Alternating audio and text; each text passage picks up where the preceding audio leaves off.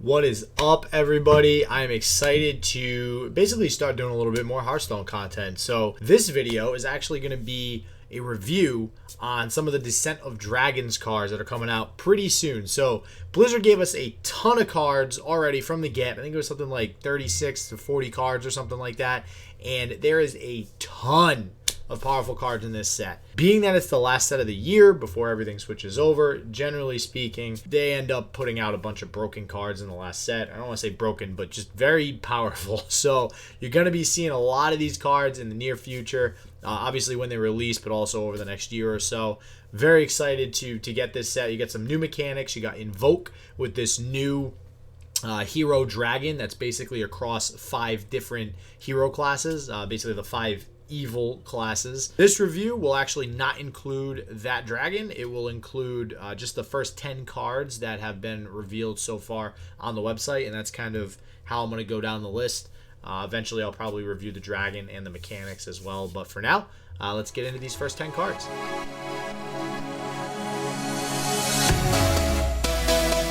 Alright, so the first card is actually going to be Shu'ma. So this card, obviously, from the get, you can see it's kind of good with a token deck, maybe token druid. You have a Savage Roar.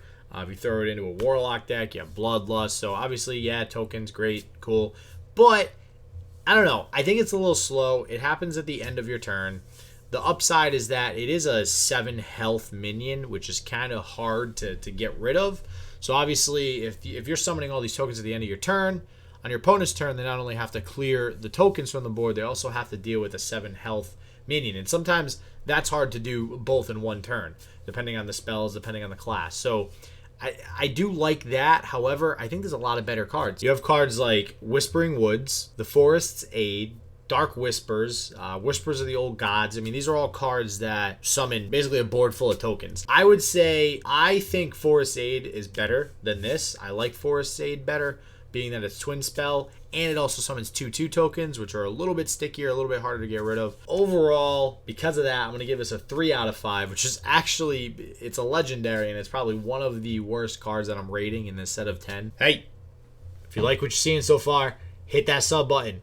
Also smash the like button. Peace. So the second card is Dragonrider Talritha. So this card is, I mean, in my eyes, it's busted. All right, so this just is the start of the ridiculously powerful cards in this set. To me, if you look at something like Valnir, which was a weapon for Paladin, it was a while ago, pretty much, I mean, everybody pretty much played it in most strong Paladin decks, and that card was insane. It kept bouncing around. You could dupe it with certain card effects. That was played all the time. This, it's just going to keep bouncing from dragon to dragon to dragon. Now, we don't know all of the dragons in the set yet, so that could change things a little bit, but generally speaking, anytime dragons have been in this game, they're usually decently strong. So I'm going to go out on a limb and say that it's going to be the same for this set. The only downside to this is if it lands on a large dragon, then it's going to be a pain in the butt because you're not triggering it as much as you probably could if you're landing it on a 3/4 or even a 5 cost dragon. But that, to me, is a minimal downside. So to have that +3/+3 pretty much every turn is very, very, very good. So for Dragonrider, that is a definite 5 out of 5. So the third card is Envoy of Lazul. So similar to, I think it was Madame Lazul is also another card. You also have Chameleos. You have Glimmerroot. So Glimmerroot was played a lot in some of the priest, like control-ish type decks. I don't know. Madame Lazul, I didn't really like whatsoever. It was, I mean, nobody really played it. And that Madame Lazul was better than this. You can discover a card. So theoretically, all 3 of the cards that you discover are in their hand. So not only are you getting a card in their hand, you also are seeing 2 other cards in their hand. And that wasn't even really played. So this, I mean, I just can't really support it. This is also one of the other not so great cards in this set of 10. So I'm going to go ahead and give this one a 2 out of 5. Sathrovarr. Okay. This is interesting to say the least.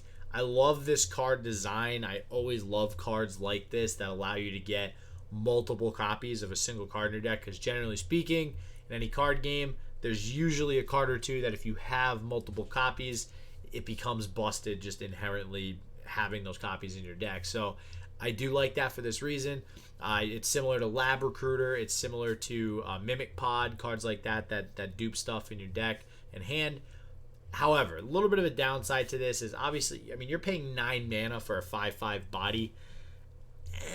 I mean, you're basically spending all your mana on one turn to just have kind of a utility thing happen, because nothing else additional is going to happen. Now, you do have one of those monsters or whatever you copy is going to be summoned to the board, so that's good. But at that point, you need at least like a 4/4 that you're copying for that to be useful. The thing is, when you usually use duplication stuff like this and shuffle extra cards in your deck, it's usually because you're using some sort of battle cry. So whatever's going to be summoned to the field, the battle cry is going to be useless. It's simply just a body to suck up damage and be there for the opponent to have to deal with. So because of that, I think this card is a little bit slow. Whatever you do copy is most likely not going to be able to be played from your hand that same turn anyways, unless it's a 1 cost. You do have like Pogo Hopper or something like that if you're playing. So for that reason, it's definitely a little bit situational. It's not something that can easily be splashed into decks. So I'm going to go ahead and give it a 3 out of 5. Nozdormu the Timeless. This is, okay. Wow. This is another absolutely busted card. I mean, for now, I'm going to go ahead and give it a 4 out of 5. That is simply because we haven't seen the rest of the set yet. But this I'm almost certain will end up being a 5 out of 5. I mean, this has got to be, like, if you compare this to Astral Communication or the Twig of the Tree, this is way better. I mean, you're getting an 8/8 body. It's meant to be an 8/8 because the battle cry is kind of like a drawback. It's not. I mean, if you're playing a ramp deck specifically to get up to 10 mana, then now you're just getting an 8/8 body for basically free, and now poof, you have 10 mana that you can use on all these high cost cards that you have in your deck. Your opponent having 10 mana really won't matter because their deck is not going to be structured around having higher cost cards. So you just outpower them card wise. So I think this will be ridiculous. I'm very excited to build a deck around this and cannot wait. Corrosive Breath is just it's Frostbolt on steroids. And again, we haven't seen all the dragons yet for Hunter, but from what they have released so far, wow. I mean, Hunter Dragon, Face Dragon Hunter. I don't know what they're going to call it, but if Face Hunter and Dragon combined is a thing, I like. This is very nice. So I cannot wait for that. If that is the case, this will be absolutely redonkulous. It's Frostbolt on steroids. It's great. This 100% gets a 5 out of 5. And on top of Corrosive Breath is Candle Breath. So it's equally as strong. This is also going to get a 5 out of 5. I'm sure there'll be other breath cards to go along with these for probably the other 3 evil classes, but it's great. I mean, you have Sprint for 7 cost that draws 1 more. So you're paying 1 more mana for 1 more card. So that makes Sprint pretty good. However, the second you actually trigger the effect to get it down to 3 mana, it's insane. It's absolutely insane. You're getting 1 extra card for free, basically, on top of an Arcane Intellect. Arcane Intellect's already pretty good just for Mage in general, so this is a great card. I'm very curious to see what kind of draw-based decks come up with this in Rogue, the next couple of months. And the last of the Breath cards, so we got 3 out of 5, it looks like, is Sand Breath. This one gets a 4 out of 5.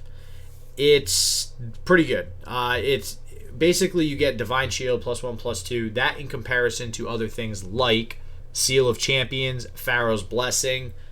If you do the math on the cost versus what buffs you're getting, if you have the trigger on the dragon, this is insane. So any aggro decks, maybe even Mech Paladin or Quest Paladin that want to use this early game to buff up something and have it stick to the field, this is great.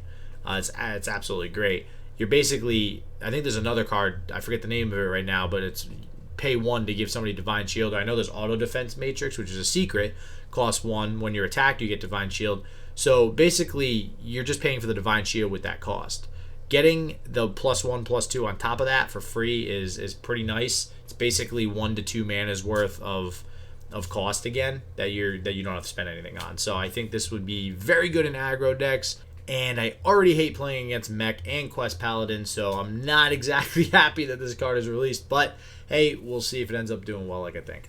Next up is Waxadred. So this one is also going to get a 3 out of 5. It's pretty good because the copy that comes when you draw it is going to be played for free. So you essentially get 2 7/5s for 5 mana.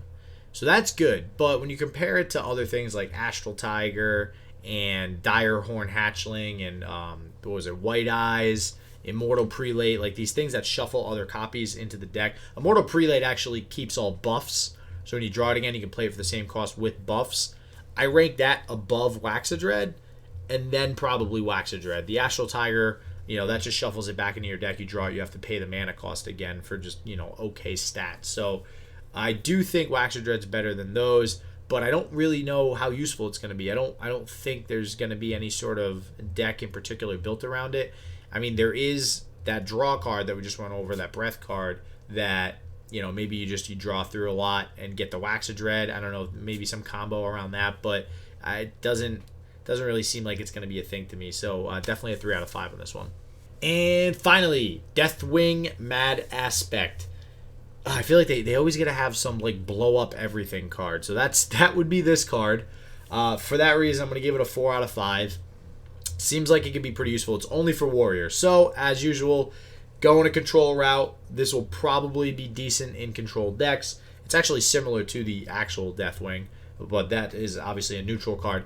This could also possibly trigger some of the control creatures or monsters that you have in play. Like if you have an Acolyte of Pain, this will also attack that. You get the draw card.